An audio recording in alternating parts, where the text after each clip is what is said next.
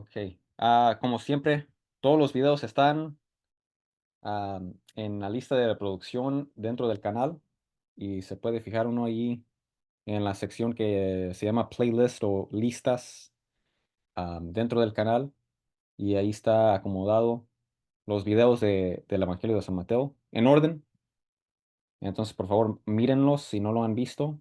Especialmente hemos hecho videos sobre ah, cuál iglesia fundó nuestro Señor Jesucristo, la tradición apostólica y muchas cosas muy importantes. Obviamente todos los estudios bíblicos son muy importantes, pero también estas cosas fundamentales, a lo mejor hay unos que tienen esas preguntas, ahí están las respuestas, gracias a Dios.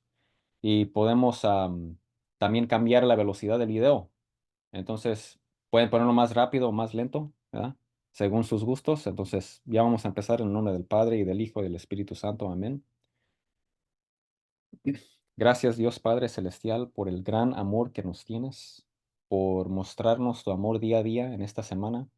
Ayúdanos a ser más conscientes y caminar el camino que has establecido para nosotros. Estableciste tu iglesia, tu reino aquí en la tierra. Ayúdanos a formar parte de tu reino, a someternos a las autoridades que has establecido para nosotros y hacer luz para todas las personas que están dentro de nuestra iglesia, para hacer una luz para todo el mundo, para llevar más almas hacia ti. Ayúdanos a tener fe cuando oramos, ayúdanos a arrepentirnos en cada momento, para que tengamos confianza en el día de nuestra muerte, de que vamos a estar contigo por la eternidad. Ayúdanos a reconciliarnos con los demás, ayúdanos a perdonar como tú nos has perdonado. Ayúdanos también a ser personas que siempre ayudan a los demás en las maneras que ellos necesitan. Ilumínanos en esos momentos difíciles para saber qué tenemos que hacer y también cómo podemos ayudar al prójimo. Ilumínanos en este estudio bíblico con el poder de tu Espíritu Santo para poder am, explicar las escrituras, para poder entender las escrituras y ponerlo en práctica. Y pedimos que nos cubras, Señor Dios, con la sangre de tu Hijo Jesucristo, la sangre del Cordero de Dios que murió por nuestros pecados. Él es la Pascua, am, ah, que fue el Cordero Pascual que fue sacrificado para nuestros pecados. Y Él nos ama con un amor tan grande que fue capaz de morir por nosotros para mostrar el gran amor que Él tiene para nosotros. Cúbrenos con esa sangre para que seamos perdonados de nuestros pecados y para quitar toda distracción y enfocarnos en este momento. Y ahora le pedimos a la Santísima Virgen que ore por nosotros para poder tener confianza que somos perdonados, confianza que Dios es nuestro Padre. Y pedimos también la intercesión de todos los santos de la Iglesia Católica para que oren por nosotros para que podamos entender con claridad lo que vamos a leer el día de hoy. Y lo pedimos en el nombre de Jesucristo. Amén. En el nombre del Padre y del Hijo y del Espíritu Santo. Amén. Mateo capítulo 18 ahora.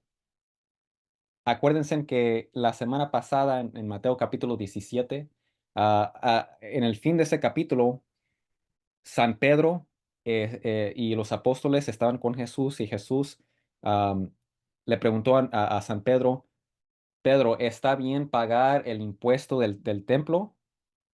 Y acuérdense en que en Mateo capítulo 17 lo que sucedió, al fin de ese capítulo, nuestro Señor Jesucristo mandó a San Pedro a ir al mar a sacar un pez, un pescado, y dentro del pescado va a estar una moneda, ¿verdad? Y esa moneda lo sacó San Pedro, y esa moneda tenía valor para pagar por dos personas el impuesto del templo. Esa moneda obviamente era de Jesús, ¿verdad? Jesús, o sea, para que Jesús pague el impuesto, él no lo tenía que pagar porque él explicó que él es hijo es hijo de Dios y él no está obligado a pagarlo, pero él lo pagó para que no escandalizar a los judíos.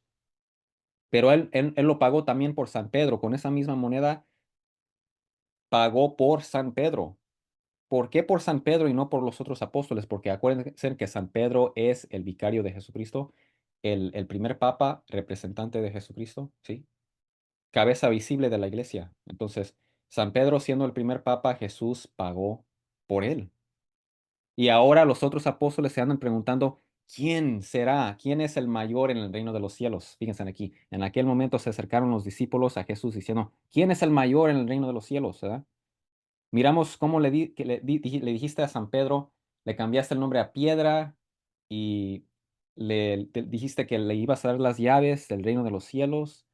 Pagaste por él el impuesto del templo en Jerusalén. ¿Quién es el más grande? ¿Sí? Bueno, Jesús que respondió, dijo, él llamando a un niño, lo puso en medio de ellos y dijo, en verdad les digo que si no se convierten y se hacen como niños, no entrarán en el reino de los cielos. Así pues, cualquiera que se humille o que sea humilde como este niño, ese es el mayor en el reino de los cielos. Y el que reciba a un niño como este en mi nombre, me recibe a mí. Entonces, ¿quién es el mayor en el reino de los cielos? La persona que tiene que servir a los demás, tiene que ser humilde. Por eso Jesús vino, como está escrito en Mateo capítulo 20, versículo 28, para servir a los demás. ¿Ok?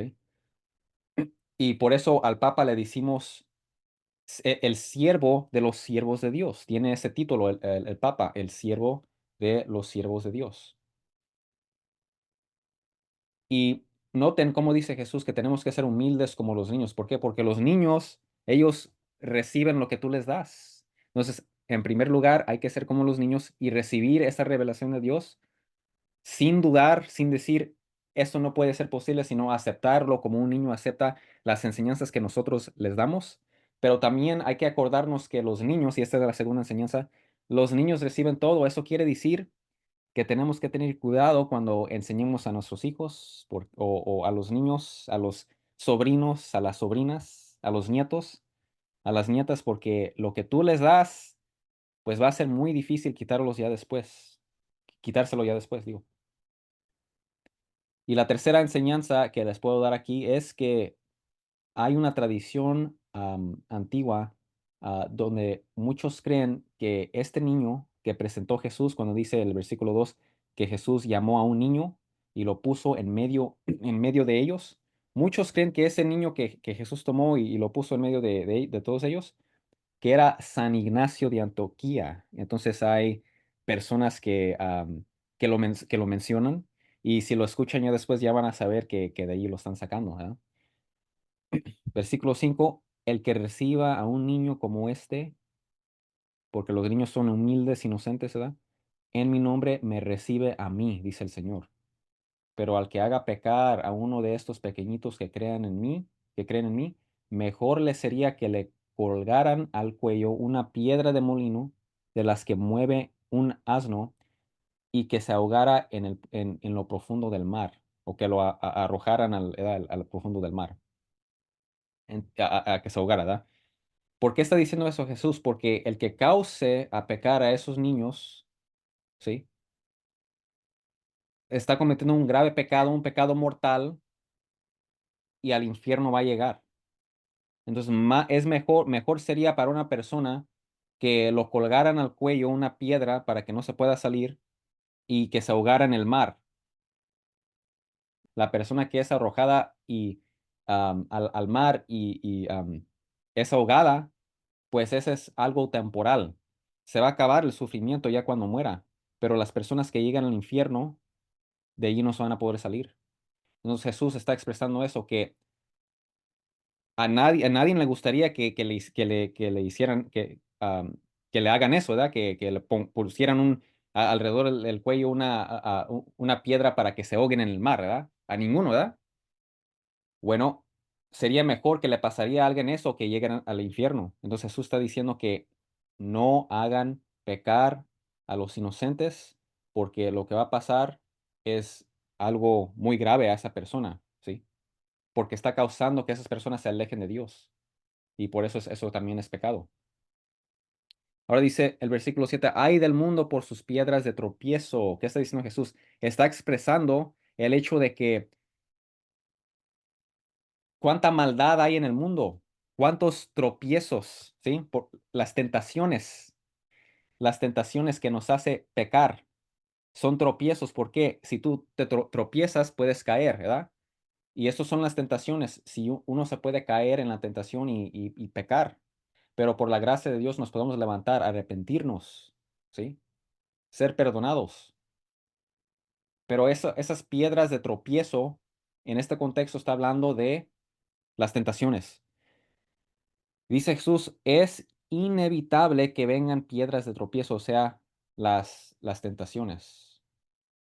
Pero hay de aquel hombre por quien viene el tropiezo, o sea que Dios permite que nos llegue las tentaciones, pero eso no justifica las tentaciones, eso no justifica tentar a los demás. Esa persona está cometiendo pecado. No hay justificación, ¿ok? Versículo 8, si tu mano o tu pie te hace pecar, córtalo y tíralo. Es mejor que entres en la vida manco o cojo que teniendo dos manos y dos pies, ser echado en el fuego eterno. Entonces, Jesús ahora está diciendo, ¿qué es lo que tenemos que hacer cuando lleguen las tentaciones? Evitarlo, evitarlo. Evitar siempre el pecado y evitar la ocasión de pecar, ¿ok? Ahora, no lo tomen muy literal. Hay personas que quizás lo van a tomar muy demasiado literal y decir que literalmente nos tenemos que cortar las manos o arrancar los ojos. No está hablando literalmente Jesús. De hecho, en esos tiempos los maestros rabínicos, los maestros judíos enseñaban usando hipérbole, usando palabras fuertes. Acuérdense aquí, esta es una palabra muy fuerte, ¿no? Sería mejor ser arrojado al mar y ahogarse que llegar al infierno. Sí, eso es algo fuerte, pero lo que Jesús quiere es que las personas que les llegue a la mente, que les llegue al corazón y que digan, wow, esas son palabras fuertes. Bueno, tengo que estar más atento. Y aquí también está usando palabras fuertes. Si tu ojo te hace pecar, arráncalo y tíralo. Y tíralo. Es mejor que entres en la vida, o sea, la vida eterna del cielo, con un solo ojo que teniendo dos ojos ser echado en el infierno de fuego. Entonces, dos cosas aquí. No está hablando que literalmente nos tenemos que cortar partes de nuestro cuerpo, ¿sí? Sino está hablando en cuestión de lo que nos hace pecar, evitar la ocasión de pecar, evitar el pecado, ¿sí? Segundo lugar, no está diciendo que literalmente uno puede entrar al cielo manco o sin un ojo, ¿verdad? Porque ahí somos almas, ahí están las almas, ¿verdad? No entramos al cielo en cuerpo nosotros, ¿verdad? Estamos ahí en alma. Y la alma no se puede cortar como se corta la carne, ¿verdad? Entonces, no es literal, sino que está dando una enseñanza y está usando estas palabras fuertes para que reconozcan la seriedad del pecado, ¿sí? Miren que no desprecien a uno de estos pequeñitos, porque les digo que sus ángeles en los cielos contemplan siempre el rostro de mi Padre que está en los cielos. ¿Qué está diciendo aquí Jesús? Está diciendo, estos pequeñitos no los hagas pecar y también está diciendo, no los desprecies, porque son muy importantes en los ojos de Dios. Tienen sus ángeles guardianes. Sus ángeles en los cielos contemplan siempre, siempre el rostro de mi Padre que está en los cielos. Cada uno de nosotros tenemos un ángel que nos cuida, nuestro ángel guardián que nos cuida, que nos ama, ¿sí? Entonces, eh, eso refleja el hecho de que Dios los ama, que pone a estos ángeles que contemplan siempre el rostro del Padre que está en los cielos, pone a estos ángeles a cuidar a ellos y a nosotros también, nuestros ángeles guardianes. ¿Por qué? Porque Dios nos ama.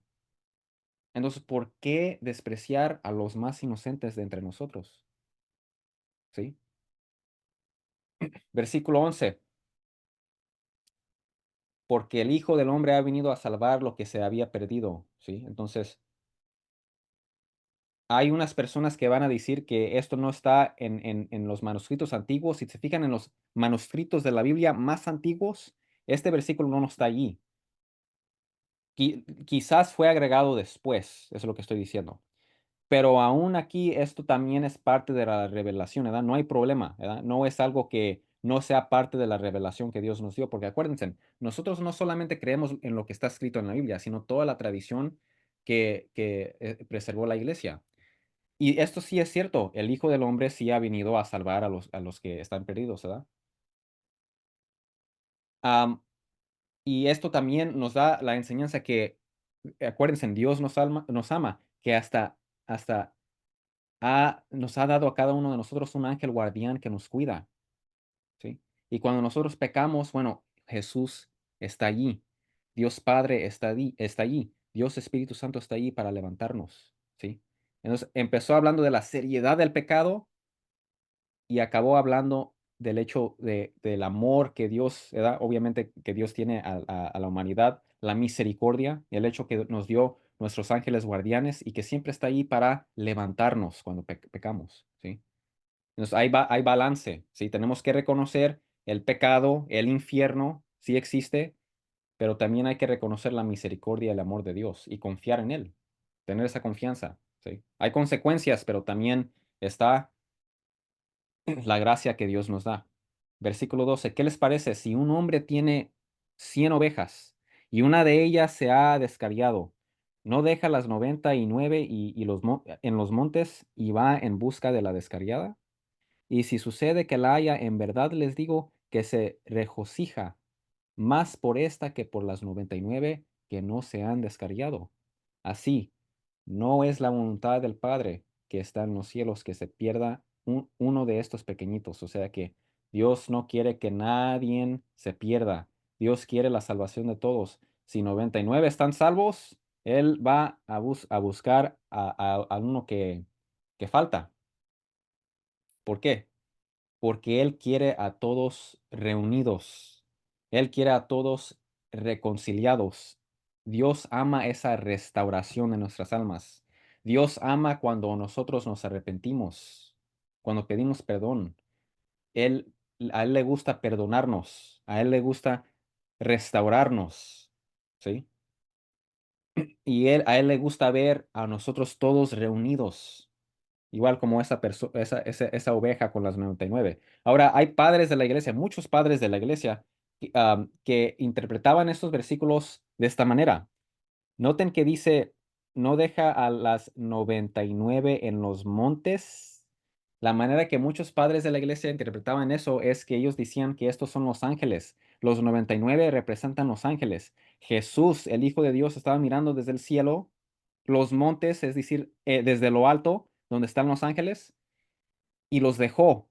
Dejó el cielo para hacerse hombre, para ir a buscar a esa oveja, que es la humanidad. Jesús se bajó desde los montes, desde el cielo, a estar entre la humanidad para salvar a la humanidad. Esa es la interpretación que tenían muchos padres de la iglesia también. ¿Ok? Versículo 15. Si tu hermano peca. Ahora vamos a ver la solución. ¿Qué pasa si sucede estas tentaciones estos pecados en contra de nosotros? ¿Qué hay que hacer? Si tu hermano peca contra ti, ¿sí? Ve y repréndelo a solas. Ve y dile lo que sucedió y repréndelo. Haz que se convierte, que cambie de mente. Por ejemplo, si yo les digo, Jesús no es Dios, ustedes no deben de creer que Jesús es Dios. María ah, no es virgen perpetua. María no fue asumida al cielo, ¿verdad? Esas son mentiras. Eso es negar de las dogmas de la iglesia. ¿Ok? Estoy pecando contra ustedes porque los estoy causando tentación, ¿verdad? Los estoy tentando. ¿Para qué? Para que pequen conmigo, para que no crean que Jesús es Dios, para que no crean en las dogmas de la iglesia. ¿Qué hay que hacer ahí? Ustedes me tendrían que reprender, ¿verdad? Tú no debes de creer que Jesús no es Dios, porque Jesús sí es Dios. Y mira, aquí te puedo mostrar en la Biblia donde dice que Jesús es Dios, ¿verdad? Ahora, si la persona te escucha, has ganado a tu hermano, muy bien. Pero si no te escucha, lleva contigo a uno o dos más, ¿sí? Hermanos en la fe, para que toda palabra sea confirmada por boca de dos o tres testigos, ¿verdad? Ahora, versículo 17, y si rehúsa escucharlos, es decir, si no los escucha a ustedes, y si no quiere escucharlos, dilo a la iglesia. ¿Quién tiene la palabra final? La iglesia. Y si también no quiere escuchar a la iglesia, sea para ti como el gentil y el recaudador de impuestos. O sea que ahora no está en comunión con la iglesia, ha negado a la iglesia, no forma parte de nosotros. Cosa seria, ¿sí? Sea para ti como el gentil y el recaudador de impuestos. Eso quiere decir que acabó de cometer un pecado grave. Está negando de la iglesia, está negando de la autoridad que Dios le dio a la iglesia, ¿sí? Porque acuérdense que un gentil era en esos tiempos, am, cuando hablaba de gentil aquí, estaba usando palabras que conocían los judíos, ¿sí? Gentil es decir, una persona que no creía en Dios Todopoderoso, que creía en muchos dioses, que no tenía fe en el único Dios. Y el recaudador de impuestos, acuerden, eran los judíos que cobraban impuestos ah, para dárselo a los romanos. Y para los judíos esto era una traición, porque este pueblo nos conquistó y ahora tú estás dándoles de nuestro dinero, ¿verdad? Y también había mucha deshonestidad, ¿ok? Porque cobraban de más. Esto era muy conocido, que cobraban de más para poder recibir ese porcentaje extra para ellos mismos y lo demás darlo al gobierno, ¿verdad? Y por eso esto concuerda, de hecho, con lo que está escrito en el Evangelio de San Lucas. Acuérdense cuando Zaqueo quiso escuchar a Jesús y se subió a un árbol para tratar de escuchar a Jesús. ¿Qué le dijo Jesús? Zaqueo, bájate de ese árbol, voy el día de hoy a tu casa. ¿Y qué pasó cuando se arrepintió? Dijo que se arrepintió Zaqueo de toda su deshonestidad. Bueno, qué casualidad que él era el recaudador de impuestos también. Entonces eso era algo muy común, ¿sí? En verdad les digo que todo lo que ustedes aten en la tierra será atado en el cielo y lo que desaten en la tierra será desatado en el cielo. Dios respalda las decisiones de la iglesia. Ahí está el Espíritu Santo, ¿sí? Si la iglesia dice, esto es lo que es, ¿verdad? Esto es lo que es, Jesús es Dios, lo tienen que creer, nos está atando a eso. Si la iglesia dice, am, no es necesario creer esto, nos está desatando y Dios lo respalda, ¿sí? Y versículo 19. Además les digo que si dos de ustedes se ponen de acuerdo sobre cualquier cosa que pidan aquí en la tierra, les será hecho por mi Padre que está en los cielos. Porque donde están dos o tres reunidos en mi nombre, allí estoy yo en medio de ellos. Ahora, les voy a dar la interpretación correcta y incorrecta de esto, ¿ok? Hay muchos protestantes que dicen que, mira, nosotros somos la iglesia de Jesucristo. ¿Por qué? Porque estamos aquí reunidos en su nombre. Estamos aquí, nosotros somos creyentes de Jesús y estamos aquí reunidos. Nosotros somos la iglesia que Cristo fundó. Nosotros tenemos autoridad, ¿sí? La autoridad que habló aquí Jesús de la iglesia teniendo la última palabra. Eso es falso, ¿sí? Porque noten aquí, el versículo 19 está conectado con el versículo 20, porque aquí dice, ¿por qué? ¿Por qué? ¿Verdad? Entonces dice esto Jesús y luego dice, porque donde están dos o tres reunidos, o sea, la explicación del versículo 19 es el versículo 20. No lo deben de desconectar. Muchas personas nada más ponen el versículo 20 y dicen, donde están dos o tres reunidos en mi nombre, ahí estoy yo en medio de ellos. Ellos dicen cosas que ellos ahora son la iglesia que Cristo fundó y que tienen la autoridad que Jesús habló sobre la iglesia y cosas así. Pero no, porque acuérdense, este versículo está conectado con el versículo 19, ¿ok?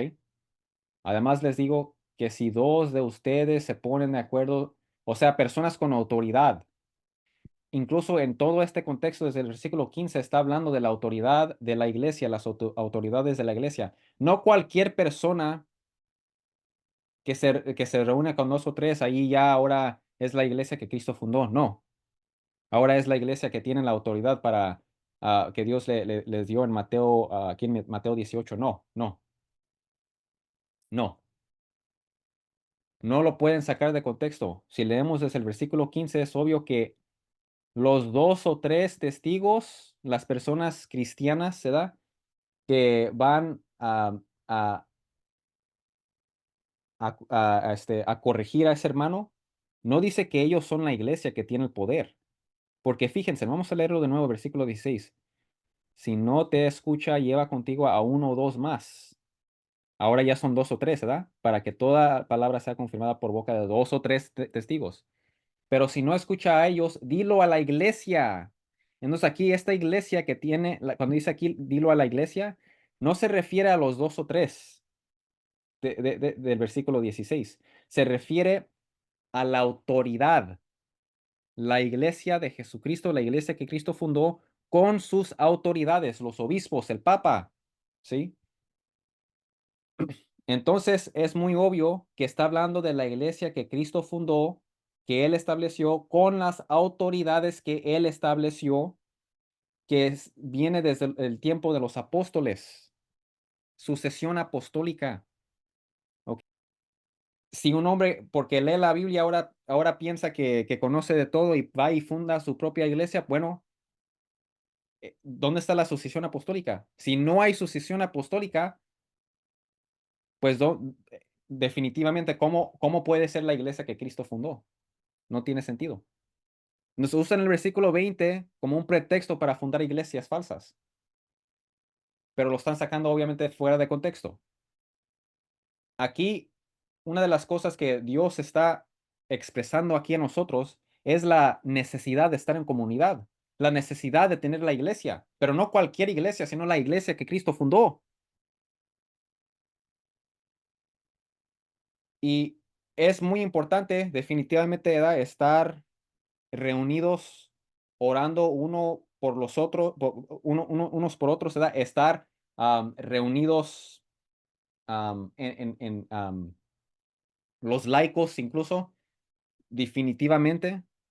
Esto también puede aplicar por extensión, ¿verdad?, a las personas am, que oran juntos y obviamente Jesús los está escuchando, pero no, eso no es, según el contexto, no es pretexto para ir fundar una iglesia simplemente porque piensas que lo estás haciendo en el nombre de Jesús. Noten que Cristo dijo en mi nombre, o sea, con su autoridad. Jesús a nadie le ha dado la autoridad de fundar su propia iglesia. Entonces no pueden usar ese versículo para eso. ¿Ok? Aquí en el versículo 19-20, Jesús está expresando la necesidad de estar en comunión, estar en comunidad. Sí, nos reunimos en la iglesia, también oramos uno por los otros, todo eso allí está incluido, definitivamente, ¿sí? Pero también está ahí incluido el hecho, por el contexto, está incluido el hecho de que tienes que estar en comunión con no cualquier iglesia, sino la iglesia que Cristo fundó, la iglesia católica. Y ya tenemos una sesión explicando cuál es la iglesia que Cristo fundó. Se llama El Papado en la Biblia y en Historia. Ya subí ese video y lo pueden ver.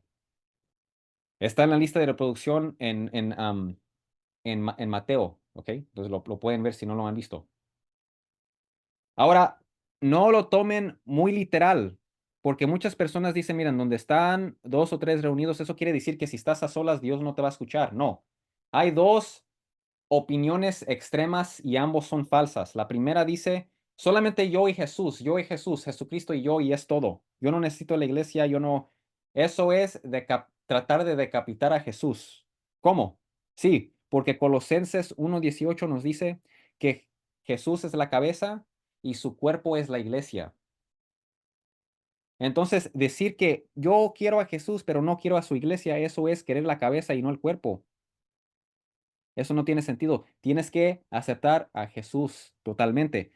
La cabeza y el cuerpo. Colosenses 1:18. Jesús y la iglesia. Entonces, esa es la primera opinión extrema, falsa. La segunda es, no voy a orar solo porque luego Jesús no está conmigo. Obviamente eso también es falso. Pueden orar en cualquier momento. Pueden orar en cualquier momento. Jesús está ahí presente. El Espíritu Santo está allí. Dios Padre está allí. Aquí solamente está diciendo Jesús la importancia de estar en comunidad, en especial en comunidad y en comunión con la iglesia que Cristo fundó, con las autoridades que Él estableció. ¿Sí? Entonces, si lo van a tomar tan literal, así, entonces fíjense en lo que dice, donde están dos o tres reunidos. No dice cuatro o cinco. Entonces, si hay cuatro o cinco personas, ¿se tienen que ir una o dos personas o qué? Obviamente que no. No está diciendo literalmente solamente dos o tres y eso todo. No. Jesús está en el contexto hablando de la necesidad de estar en comunión unos con los otros y con su iglesia, la iglesia que él fundó y con las autoridades que él estableció. ¿Sí?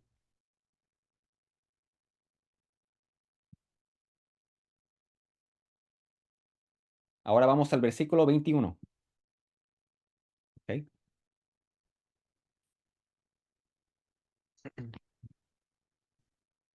Dice, entonces, acercándose Pedro, preguntó a Jesús, Señor, ¿cuántas veces pecará mi hermano contra mí que yo haya de perdonarlo?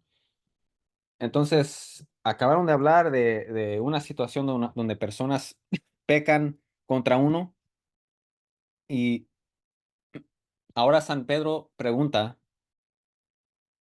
¿cuántas veces les tengo que perdonar? Hasta 7 veces, dice. Entonces, esa es ah, su número generoso, ¿verdad? 7 veces, hasta 7 veces.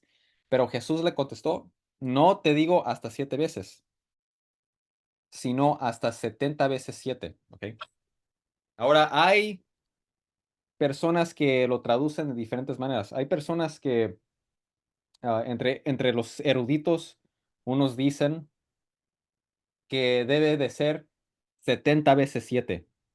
Otras personas dicen que debería de ser 77. Entonces, quizás si tienen diferentes Biblias, lo van a ver diferente.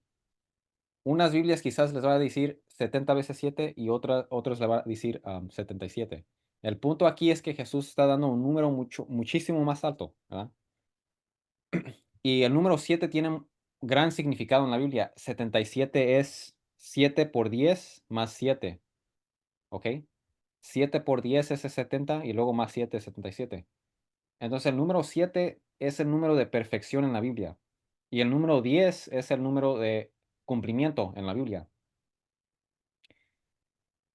Y también incluso si es 70 veces 7 es 70 por 7, eso es 490, ¿sí? 70 veces 7. Entonces, 70, ¿verdad? Eso es un múltiplo del número 7 y lo multiplicas por 7, ¿verdad? Entonces, está repetido ese número 7, ¿verdad? Acuérdense, en el número 7 tiene representa perfección. Entonces, Jesús no está diciendo literalmente, empieza a contar y ya cuando llegues a este número ya deja de perdonarlos. No. Está diciendo que lo vas a seguir perdonando siempre, ¿sí?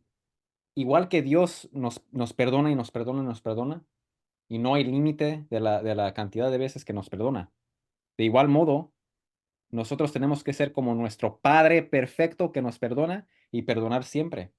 Entonces, noten la conexión entre el número de perfección y el Padre perfecto que siempre nos perdona. Entonces, el versículo 23 dice, por eso el reino de los cielos puede compararse a cierto rey que quiso ajustar cuentas con sus siervos. Al comenzar a ajustarlas, le fue presentado uno que le debía 10,000 talentos. ¿Ok? 216 toneladas de plata. ¿Ok? Eso es demasiado. Y ahora, fíjense, un talento era una cantidad de dinero. Un talento. ¿Ok? Un talento era 16 años de trabajo. Un talento. 16 años de trabajo. Y esta persona debe 10,000 talentos. Eso quiere decir que debe 160,000 años de trabajo. O sea que es una cantidad que simplemente no puede pagar. No la puede pagar. Pero no teniendo él con qué pagar, su señor ordenó que lo vendieran junto con su mujer e hijas y todo cuanto poseía y así pagar la deuda. Es decir, En esta historia es una parábola que nos da una enseñanza. Es una historia que no necesariamente sucedió. Ese no es el punto de las parábolas de decir una historia que sucedió, sino es decir una historia para darnos una enseñanza. Entonces, era, fue tan grande la cantidad, fue tan grande la cantidad que tuvo que am, agregar a otras personas para que lo pague, porque él no lo pudo pagar solo, ¿verdad? Entonces, esa es la enseñanza que está dando allí. Entonces el siervo cayó postrado ante él diciendo, tenga paciencia conmigo y todo se lo pagaré. Y el señor de aquel siervo tuvo compasión, lo soltó y le perdonó la deuda. Perdonado todo. El 160,000 años de trabajo está perdonado, no lo tienes que, ya está perdonado, la deuda ya se pagó, ¿ok? Pero al salir aquel siervo encontró a uno de sus consiervos que le debía 100 denarios. Esos son 100 días de trabajo, 100 días de trabajo. Estamos hablando de en menos de un año te lo paga. En menos de un año ganas ese dinero, ¿verdad? Entonces, son solamente 100 días de trabajo. Compáralo con los 160,000 años de trabajo que esta persona debía. Entonces, esta persona le debía 100 años de trabajo y echándole mano, lo ahogaba, lo empezó a ahorcar con las manos, diciendo, paga lo que debes. Entonces su consiervo, cayendo a sus pies, le suplicaba, ten paciencia conmigo y te pagaré. Sin embargo, él no quiso, sino que fue y lo echó a la cárcel hasta que pagara lo que debía. O sea que se encontró con otra persona que le debía 100 días de trabajo, lo empezó a ahorcar, gritándole que lo pagara y la otra persona empezó a gritar, suplicándolo, ten paciencia conmigo, te pagaré. Y no le hizo caso, lo aventó a la cárcel hasta que pagara la deuda. Así que cuando sus consiervos vieron lo que había pasado, se entristecieron mucho, pues era algo, era para ellos fuerte ver eso, ¿verdad? Y fueron y contaron a su señor todo lo que había sucedido, ¿sí? Entonces, llamando al siervo, su señor le dijo, siervo malvado, te perdoné toda aquella deuda porque me suplicaste. ¿No deberías tú también haberte compadecido de tu consiervo, así como yo me compadecí de ti? Y enfurecido su señor lo entregó a los verdugos hasta que pagara todo lo que le debía. Así también mi Padre Celestial hará con ustedes si no perdonan de corazón cada uno, uno a su hermano. Ok, entonces obviamente los siervos representan nosotros, los seres humanos, porque somos siervos de Dios. Ok. El Señor representa a el Señor, Dios Todopoderoso, ¿sí?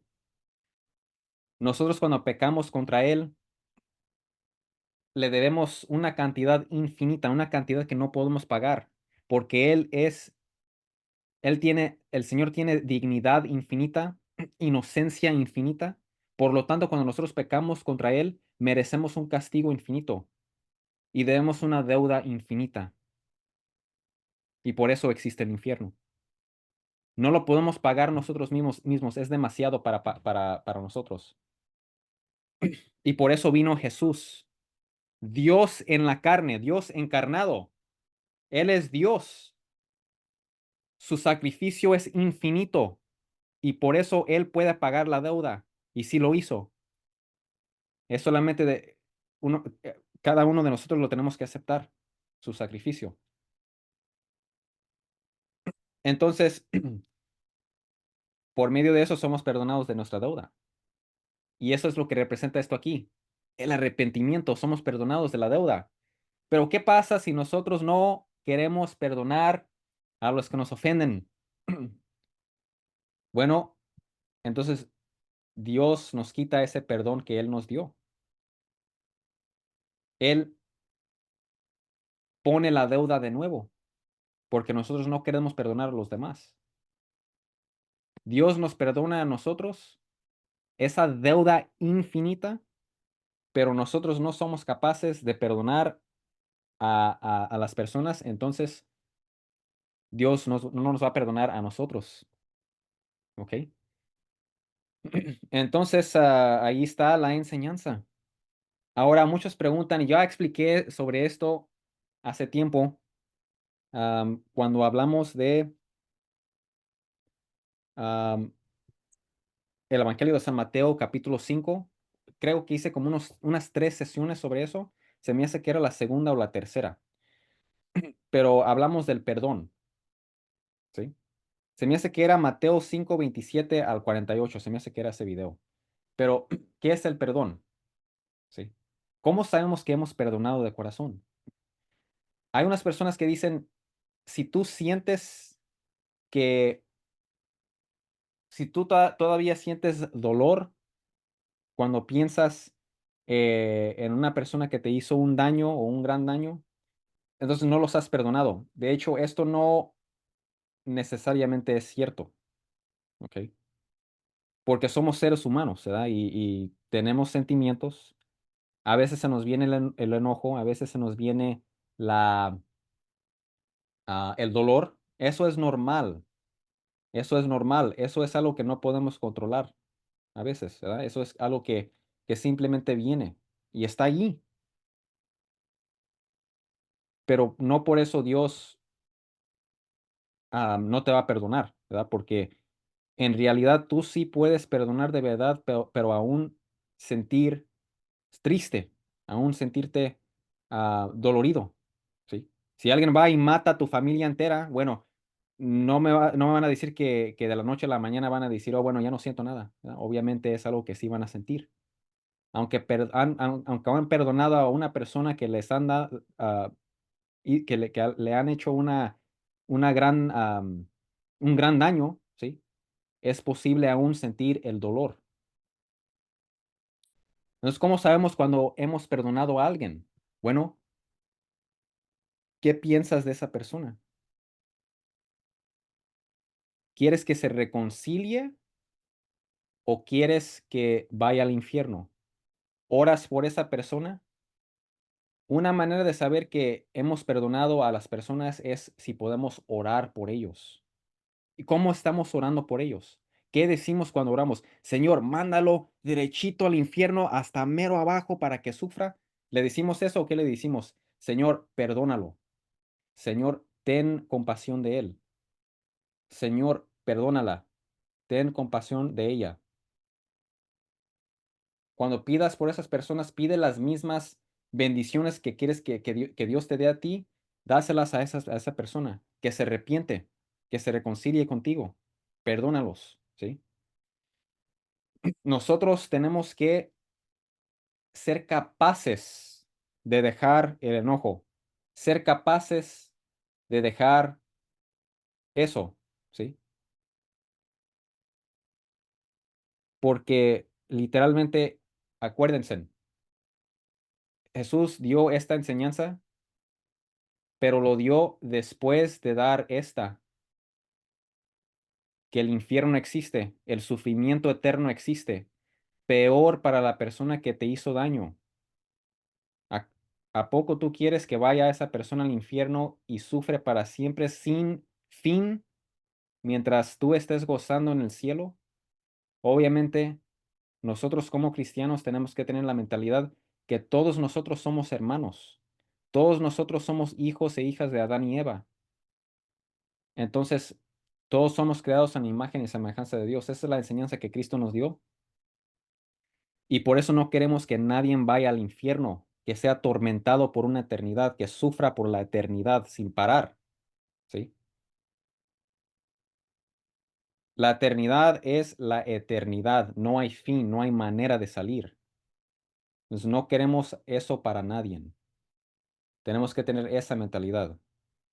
Tenemos que tener la mentalidad de que todos nosotros somos hermanos y tratarnos de esa manera, ¿sí?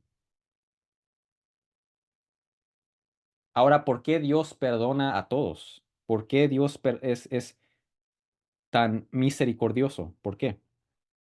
Bueno, eso es algo bueno porque nosotros también somos pecadores, ¿no? No queremos ir al infierno nosotros tampoco, ¿verdad?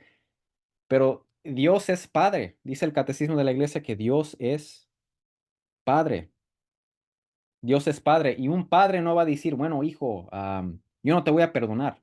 Me has pedido perdón y estás arrepentido, pero sabes que mejor lárgate de mí. No te quiero ver jamás. Un padre va a decir eso, no. Va a decir que, bueno, hijo, estoy alegre que ya te quieres reconciliar. Vamos a arreglar este asunto. Vamos a enmendar. Vamos a ofrecer sacrificio para las personas que le hemos hecho daño, ¿sí? Vamos a reconciliarnos, ¿sí? Ese es el plan. Y no, eso no quiere decir, si uno perdona a una persona, no quiere decir que tienes que ser amigos,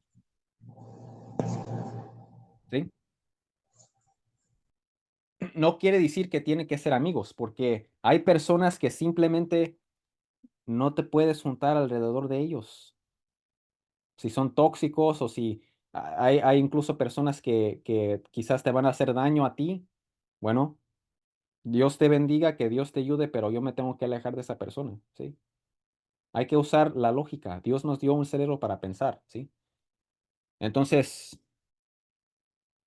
hay que pedirle siempre a Dios que nos dé esa gracia, ¿sí? De perdonar a los demás, de enfocarnos en Él. Él es nuestro Señor, Él es nuestro Dios. Dice Jesús en el Evangelio de San Juan que el sufrimiento de este mundo es como una mujer embarazada. La mujer embarazada, la que está embarazada, está sufriendo cuando está sufriendo el dolor de parto, pero cuando nace el hijo o nace la hija, se alegra y se olvida del dolor que tuvo anteriormente. De igual modo, va a llegar el día cuando no va a haber sufrimiento, no va a haber dolor, no va a haber separación, ¿sí? En el cielo, en la resurrección. Y nosotros queremos como cristianos que todos estemos ahí reunidos, que no se pierda ninguna alma, ¿ok?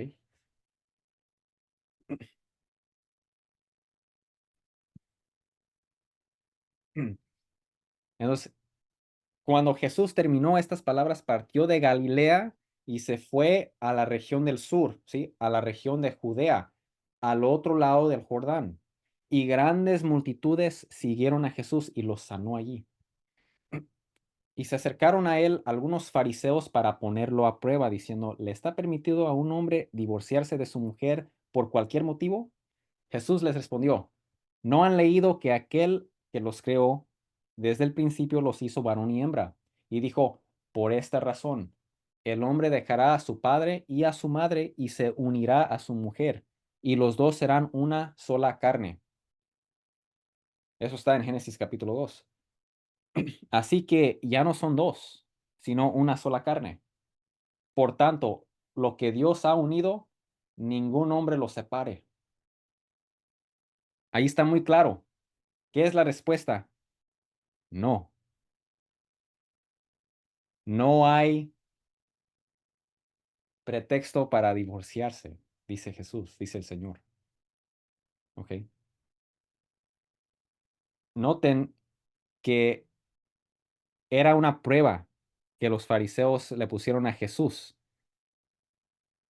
Estaban tratando de ver, a ver, qué dice el maestro Jesús, a ver qué dice. Porque en ese entonces había dos escuelas judías de los fariseos. Estaba la escuela del rabino Halel y estaba la escuela del rabino Shammai.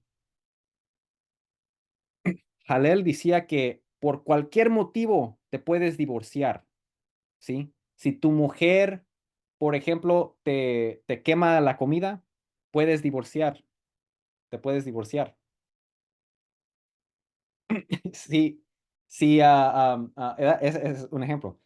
Ahora, la escuela de Shammai decía otra cosa. El rabino Shammai decía que solamente en el caso de adulterio, por ejemplo, si tu mujer comete adulterio, te puedes divorciar de ella.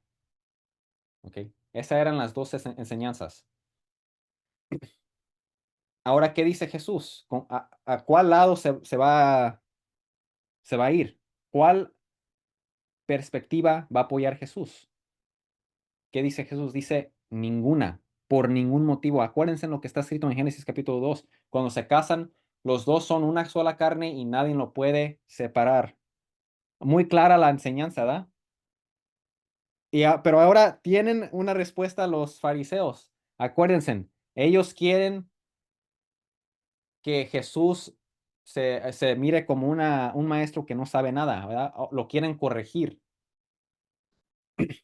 Dice, ellos le dijeron a Jesús, entonces, ¿por qué mandó Moisés darle carta de divorcio y repudiarla? Eso sí está escrito en Deuteronomio capítulo 24. En el Antiguo Testamento, Moisés lo permitió. Deuteronomio capítulo 24, versículos 1 al 3, dice que den carta de divorcio para que se divorcien. Entonces, ¿por qué Moisés lo permitió? Dice Jesús, él les contestó, por la dureza de su corazón, Moisés les permitió a ustedes divorciarse de sus mujeres, pero no ha sido así desde el principio. Ese no era el plan original. El plan original de Dios era que se unieran y se quede así hasta que uno muera. Y de hecho, en el mero principio, ¿verdad? En el jardín de Edén no iba a haber muerte, ¿sí?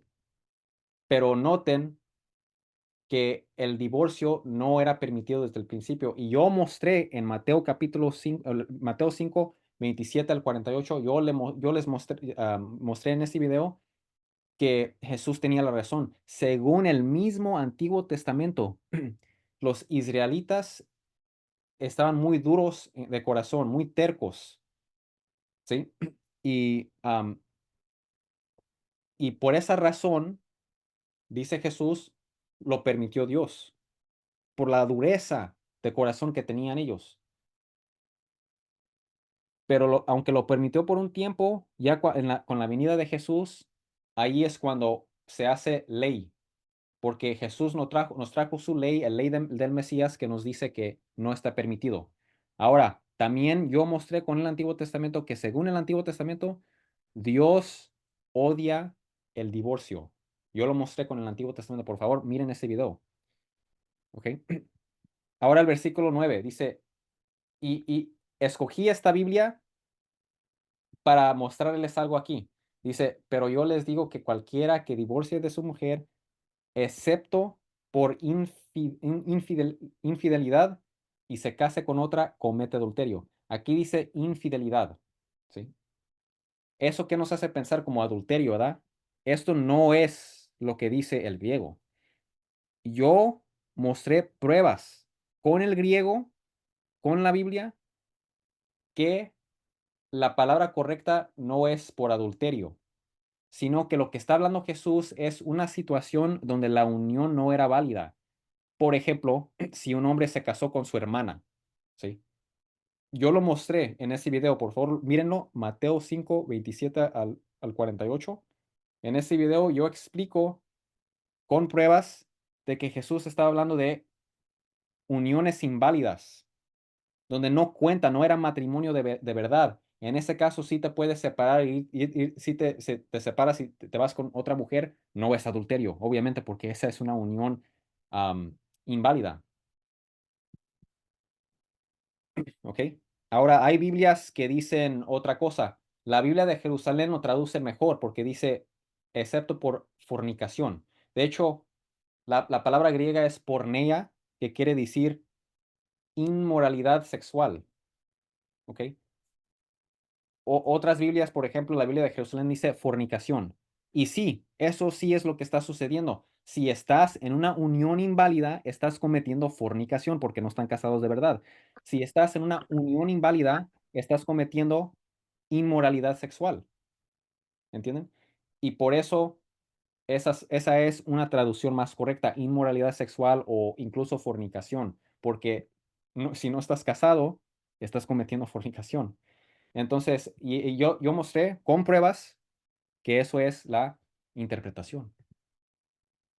Y fíjense, pero aquí les voy a mostrar una de las pruebas, ¿sí? Los discípulos le dijeron, si así es la relación del hombre con su mujer, no conviene casarse. Miren la reacción. Se sorprendieron porque era algo tan diferente. Ellos esperaban decir que estaba de acuerdo o con la escuela de Shammai o con la escuela de Hallel, pero él dijo ninguna de las dos. Y por eso los discípulos dijeron, bueno, si ese es el caso, ¿para qué se casan? ¿Verdad? No conviene casarse. Y miren la explicación de Jesús. Dice Jesús, no todos pueden aceptar este precepto, sino solo aquellos a quienes les ha sido dado. ¿Ok? O sea, Si tú te vas a casar, ese es un don que Dios te da. El matrimonio no es para todos, es algo difícil y es algo para siempre. Tengan mucho cuidado con eso, ¿sí? Es un don que Dios te da. La decidir no casarte también es don, y aquí lo va a explicar nuestro Señor Jesucristo, que hay personas, dice, hay eunucos que nacieron así desde el seno de su madre, ¿sí? Personas que no tienen la capacidad reproductiva porque por problemas genéticas. Hay eunucos que fueron hechos eunucos por los hombres, ¿sí? Porque, por ejemplo, cuando los reyes conseguían a personas para trabajar en, en el palacio de ellos para que no embaracen a una de las mujeres, los castraban, ¿ok? Entonces Jesús da ese ejemplo también. Y también hay eunucos que a sí mismos se hicieron eunucos por causa del reino de los cielos, es decir, no tienen relaciones con nadie, no tienen hijos. ¿Por qué? Por causa de los reinos del reino de los cielos. Se hacen vírgenes, vírgenes para siempre. ¿Por qué? Para estar siempre en servicio, porque si tú estás casado o casada, pues tú como mujer tienes las obligaciones con tu marido, tú como hombre tienes obligaciones con tu esposa. Entonces, no estás dividido, ¿verdad? No puedes ir a servir demasiado en la iglesia o estar demasiado en las cosas del Señor así directamente, porque estás dividido, tienes tu mujer, tienes tu esposo, ¿verdad? Entonces, y también es un sacrificio, ¿verdad? Porque es algo naturalmente que las personas quieren tener hijos, pero si deciden no hacerlo, ese es un sacrificio que están haciendo. Por causa del reino de los cielos es un sacrificio. Señor, yo ofrezco esto como sacrificio a ti. El que pueda aceptar esto, que lo acepte. Y nosotros sí lo aceptamos porque lo está diciendo Jesús. Entonces trajeron a algunos niños a Jesús para que pusiera las manos sobre ellos y orara, o sea, para que Jesús los bendiciera. Y los discípulos los reprendieron, los discípulos dijeron, no, aquí solamente los adultos, váyanse niños, ¿verdad? Noten que eran infantes, de hecho, porque aquí dice, trajeron algunos niños a Jesús, los trajeron, ellos no vinieron por su propia cuenta, eran niños, bebés, los padres se los llevaban.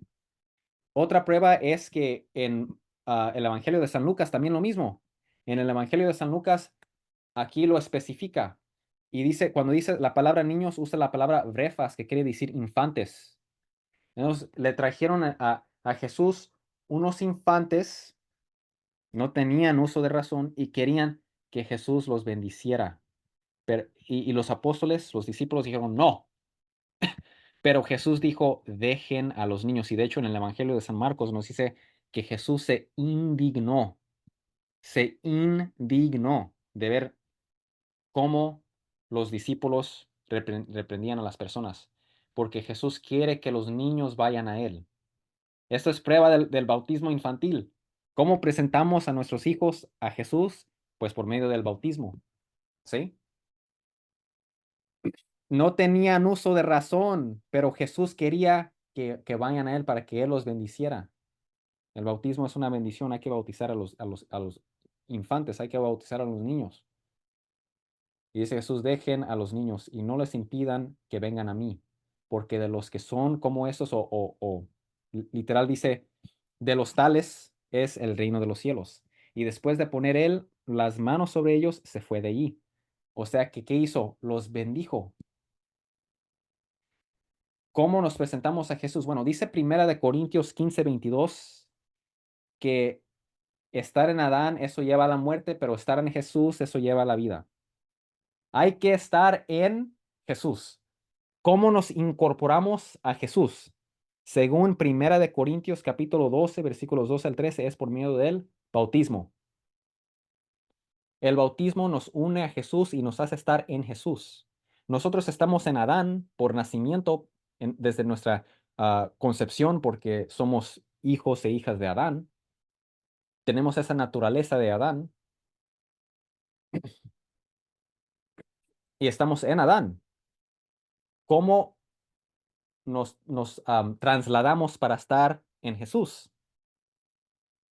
Bueno, por el bautismo. Entonces, muy claro aquí está diciendo Jesús que tenemos que llevar nuestros niños a Jesús. ¿Cómo se hace? Por medio del bautismo. Ahora, hay unos protestantes que dicen, no, pero dice que de ellos es el reino de los cielos. Sí, pero el punto de Jesús no es que no se tienen que bautizar. El punto de Jesús es que sí los quiere bendecir. De ellos es el reino de los cielos. A ellos también yo los quiero bendecir. A ellos también hay que bautizarlos. Muy claro ahí. Más claro, vayan a Mateo capítulo 5 versículo 3. Miren lo que dice, ah, dichosos los, los humildes, ¿verdad? Los pobres en espíritu, los humildes, porque de ellos es el reino de los cielos. Bueno, si conocemos a una mujer muy humilde, pero no está bautizada, ¿qué le vamos a decir? Oh, señora, no te bautices, tú ya eres humilde, tú ya eres pobre en espíritu, no te tienes que bautizar porque tú ya es el reino de los cielos. No, obviamente que no. Sí la vas a bautizar si no está bautizada. Otro ejemplo, Mateo 5:10, dice Jesús, dichosos los que están perseguidos porque de ellos es el reino de los cielos igual.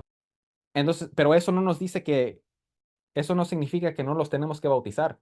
Si nosotros conocemos a personas perseguidas por su fe y le decimos, ven hermano, ven, bautízate. Y si esta persona dice, no, yo no me tengo que bautizar, yo soy perseguido. Obviamente que no. Esas palabras de ellos es el reino de los cielos, no quiere decir no los bautices, sino quiere decir son míos, tráemelos. Obviamente también a ellos los tenemos que bautizar. Un hombre se acercó a Jesús y le dijo, Maestro, ¿qué cosa buena haré para obtener la vida eterna? Jesús le respondió, ¿por qué me preguntas acerca de lo que es bueno? Solo uno es bueno, pero si deseas entrar en la vida, guarda los mandamientos. Ok, vamos a explicar esto. Un joven rico vino a Jesús y le dijo, Maestro, ¿qué cosa buena tengo que hacer para obtener la vida eterna? Acuérdense que Jesús, lo que él le gustaba hacer es tomar la situación, lo que estaba sucediendo en ese momento, y dar una enseñanza según lo que estaba sucediendo, ¿sí? Acuérdense, por ejemplo, en Mateo capítulo 12, cuando a Jesús se le acerca a unas personas y les dice, tu mamá y tus hermanos te buscan. ¿Qué dijo Jesús? Dijo, ¿quiénes son mi mamá y mis hermanos? Sino los que hacen la voluntad de mi Padre, ¿sí? Tomó de la situación que estaba sucediendo a su alrededor y dio una enseñanza según eso. Pero no por eso Jesús estaba diciendo que María no es su madre, ¿verdad? Obviamente que no. María sí era madre de Jesucristo, madre de Dios. Y ya tenemos un video, una sesión, está en la lista de reproducción de San Mateo. Tenemos un video explicando eso, que María sí es madre de Dios, mostrando las pruebas, ¿sí? Ella era madre de Jesucristo según la carne, porque ella le dio su carne, su hueso, su sangre, pero también ella fue madre espiritualmente, porque ella sí hizo la voluntad del Padre, ¿ok? Entonces, obviamente no contradice nada de nuestra fe católica. Pero noten que él tomó lo que estaba sucediendo a su alrededor para dar una enseñanza. También acuérdense en Mateo capítulo 14, cuando se les acabó el pan y dijo Jesús, pónganse atentos y eviten la levadura de los fariseos y de los saduceos. Y ellos pensaron que estaba hablando de pan, pero él no estaba hablando del pan, él estaba hablando de las enseñanzas de los fariseos y de los saduceos. Bueno, él tomó la situación que estaba sucediendo a su alrededor. No tenían pan y tomó ese momento para dar una enseñanza usando la levadura, ¿sí? Representando la enseñanza de los fariseos y los saduceos con la levadura de pan. También aquí Jesús hace lo mismo. Alguien le preguntó, qué cosa buena haré para obtener la vida eterna? Jesús le dice, ¿por qué me preguntas acerca de lo que es bueno? O sea, Jesús está diciendo, bueno, hab- hay que hablar de lo que es bueno. Solo uno es bueno. Entonces, Jesús está tomando de lo que le acaban de decir y está dando una enseñanza según eso. Cuando dice solo uno es bueno, ¿qué está diciendo Jesús? ¿Que él no es bueno? No, él está diciendo que él es bueno. Pero él está haciendo una pregunta a este hombre, lo está invitando a creer que Jesús es Dios Todopoderoso. ¿Por qué? Porque noten lo que Jesús le está diciendo. Le está diciendo, ¿por qué me preguntas acerca de lo que es bueno? Solo uno es bueno. Está hablando de Dios. Solamente Dios es bueno por sí mismo, pero es lo bueno que encontramos en el universo es por la gracia de Dios, es porque reflejamos la, la gracia de Dios, reflejamos la luz de Dios. No es algo que viene de nosotros mismos, viene de Dios. Ese es el punto, esa es la enseñanza que Jesús está dando. Le está diciendo, qué bueno que me estás preguntando a mí. Estás preguntándole a la persona perfecta porque yo soy el Dios de quien fluye todo lo que es bueno. Y por eso le da la respuesta. Si no, no le daría la respuesta. Si no le decía, si le dijera, bueno, yo no soy bueno, pregúntale a alguien más. Si no, está diciendo, yo soy la persona, yo soy Dios, el Dios de quien fluye todo lo que es bueno. Qué bueno que me estás preguntando a mí. Dichoso tú que me preguntas a mí. Ahora te daré la respuesta. ¿Sí? Entonces, ¿qué está diciendo aquí Jesús? Está diciendo que Él es Dios. Está diciendo que Él es Dios. Porque le está diciendo, ¿quieres, crees que soy malo o soy bueno? Si crees que soy malo, pues, ¿para qué me vas a preguntar? Pero si crees que soy bueno, ahora tienes que creer que soy Dios, de quien fluye todo lo que es bueno. Ahora vamos a ver lo que sucedió. Dice, pero si deseas entrar en la vida, guarda los mandamientos. Le dio la respuesta. Entonces le hizo esa pregunta para que pensara. Ponte a pensar de lo que te estoy diciendo. Pero si deseas entrar a la vida, guarda los mandamientos. ¿Cuáles? Preguntó el hombre. Y Jesús respondió, no matarás, no cometerás adulterio, no hurtarás, no darás falso testimonio, honra a tu padre y a tu madre y amarás a tu prójimo como a ti mismo. Hay adventistas del séptimo día que dicen, mira, Jesús dice, guarda los mandamientos, dice, esos son los 10 mandamientos. También en el Evangelio de San Juan, Jesús dice que si me amas, guardarás mis mandamientos. Está hablando de los mandamientos. Los mandamientos son los 10 mandamientos del Antiguo Testamento. En los 10 mandamientos dice que guardarás el sábado. Católicos tienen que guardar el sábado. 6 días trabajarás y el séptimo descansarás, dicen los adventistas. Bueno, ¿esto es lo que nos está diciendo Jesús? No, esto no es lo que significa mandamiento. Mandamiento quiere decir lo que Dios manda hacer, es todo. Ellos leen la palabra mandamiento y automáticamente piensan en los 10 mandamientos del Antiguo Testamento. Pero mandamiento simplemente quiere decir lo que Dios manda hacer. Es todo. Puede ser parte de los 10 mandamientos, puede no ser parte de los 10 mandamientos, ¿verdad? Mandamiento es simplemente lo que Dios te manda hacer. ¿Sí? Mandamiento es solamente lo que Dios te manda hacer y Dios nunca nos mandó a nosotros los cristianos del Nuevo Testamento, de la Nueva Alianza, a cumplir el sábado. Entonces, esto no cuenta como prueba de que tenemos que cumplir el sábado del Antiguo Testamento. Nosotros seguimos el verdadero sábado, quien es Jesús. Ahora les voy a mostrar la prueba. Fíjense, mandamiento quiere decir lo que Dios te manda hacer, no necesariamente los 10 mandamientos. Fíjense, Jesús respondió, no matarás. Porque le preguntó, ¿cuáles mandamientos? Jesús le respondió, no matarás. Ese sí es parte de los 10 mandamientos, ¿verdad? No cometerás adulterio, ese también. No hurtarás, es decir, no robarás, ¿verdad? Ese también está en los 10 mandamientos. No darás falso testimonio, ese también está en los 10 mandamientos. Honra a tu padre y a tu madre, ese también está en los 10 mandamientos. Y amarás a tu prójimo como a ti mismo. mandamiento es este? Ese no es uno de los 10 mandamientos. No está en los 10 mandamientos este. Sí es un mandamiento de Dios, porque Dios lo manda a hacer, pero no es parte de los 10 mandamientos del Antiguo Testamento que se encuentran en el libro de Éxodo y en el libro de Deuteronomio. Entonces, cuando Dios dice mandamiento, no necesariamente habla de los 10 mandamientos del Antiguo Testamento. Y aquí está la prueba.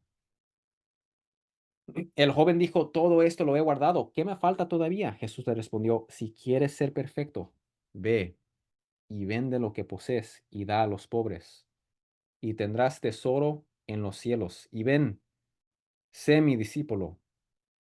Pero al oír el joven estas palabras se fue triste porque era dueño de muchos bienes. No quiso dejarlo. Jesús le está diciendo, le está invitando a que sea su discípulo y que pusiera a él encima de sus riquezas y él dijo que no. Y ese es un problema. Si ponemos a nuestras riquezas encima de todo, esto es prueba de que no tenemos a Jesús como nuestra cabeza y tenemos un gran problema. Esta persona lamentablemente no quiso. Ahora, si nosotros tenemos bienes, eso no quiere decir que lo tenemos que dar todo, ¿verdad? Para ser discípulo de Jesús, sino Jesús lo que está mostrando aquí es que esta persona no está listo, porque cuando Jesús le dijo, deja todo y ven, sígueme, cuando le dio ese llamado a él dijo que no, porque él prefiere sus riquezas sobre Jesús. No estaba listo, era para mostrarle a ese hombre, mira, no estás listo. Tienes que ver dónde está tu corazón, ¿ok? Entonces, am, ahí está esa enseñanza, ¿sí? Obviamente nosotros tenemos que tener dinero para pagar los biles y darle de comer a la familia y lo que sea, ¿verdad? Pero no debemos de tener por encima de Jesús a nuestro dinero. Sino Jesús tiene que estar a mero arriba de nuestras prioridades. Ahora, versículo 23. Jesús dijo entonces a sus discípulos, en verdad les digo que es difícil que un rico entre en el reino de los cielos. Otra vez les digo que es más fácil para un camello pasar por el ojo de una aguja que para un rico entrar en el reino de los cielos. Entonces, ¿qué está diciendo aquí? ¿Cómo es posible que un camello pase por el ojo de una aguja? Es imposible, ¿verdad? Bueno, Jesús está diciendo que eso es incluso más posible que un rico entrar al cielo. Entonces, ¿qué está diciendo? Que los ricos no van al cielo. Ahora, ¿qué pasa? ¿Que eso quiere decir que si yo tengo dinero no voy al cielo? No. Está hablando de los ricos de su tiempo. Acuérdense, cuando Jesús usa una palabra, tengan en cuenta la manera que lo está usando en sus tiempos. ¿Sí? Cuando dice que un rico, los ricos de ese tiempo, incluso había un dicho en el Mediterráneo que un ladrón, ¿sí? Ese era un dicho del Mediterráneo. Decían, cada rico es un ladrón o un hijo de un ladrón. ¿Por qué? Porque en ese tiempo no era como los tiempos de hoy, en los países de hoy, como Estados Unidos ¿verdad? En muchas partes del mundo, que es más fácil subir arriba y obtener dinero y obtener trabajo. En esos tiempos era muchísimo más difícil. Y había mucha pobreza y para poder subir más alto que los demás, tenías que ser una persona que robaba. Tenías que ser una persona que hacía cosas ilegales para llegar a ese punto. Entonces, a eso se está refiriendo Jesús. Es como decir que una persona que roba, ¿sí? Una persona que roba no puede entrar al reino de los cielos. Lamentablemente es así, porque estás cometiendo un pecado. Entonces los ricos de ese tiempo cometían graves pecados para estar allí y cometían graves pecados para quedarse allí. Robaban al pueblo, etcétera. Entonces, a eso se está refiriendo Jesús. No se está refiriendo a una persona que honradamente gana dinero, ¿sí? Pero obviamente nunca hay que tener el dinero encima de Jesús. Otra vez le digo que es más fácil para un camello pasar por el ojo de una aguja que para un rico entrar en el reino de los cielos. Al oír esto, los discípulos estaban llenos de asombro y decían entonces, ¿quién podrá salvarse? Jesús mirándolos les dijo, para los hombres eso es imposible, pero para Dios todo es posible. Entonces, por favor, lleven ese mensaje con ustedes porque todo lo que acabamos de leer el día de hoy, ¿sí? Sobre el perdón y sobre no hay que, no se debe de divorciar y hay que cumplir los mandamientos, es difícil, ¿verdad? Es difícil vivir la vida cristiana. Para los hombres es imposible, pero para Dios no existe lo imposible, todo es posible. Entonces Pedro le respondió, mira, nosotros lo hemos dejado todo y te hemos seguido. ¿Qué pues recibiremos? Jesús les dijo, en verdad les digo que ustedes que me han seguido en la regeneración, cuando el Hijo del Hombre, o sea Jesús, se siente en el trono de su gloria, ustedes se sentarán también sobre 12 tronos para juzgar a los 12 tribus de Israel. Y todo el que haya dejado casas o hermanos o hermanas o padre o madre o hijos o tierras por mi nombre, recibirá 100 veces más y heredará la vida eterna. Pero muchos primeros serán últimos y los últimos primeros. ¿Ok?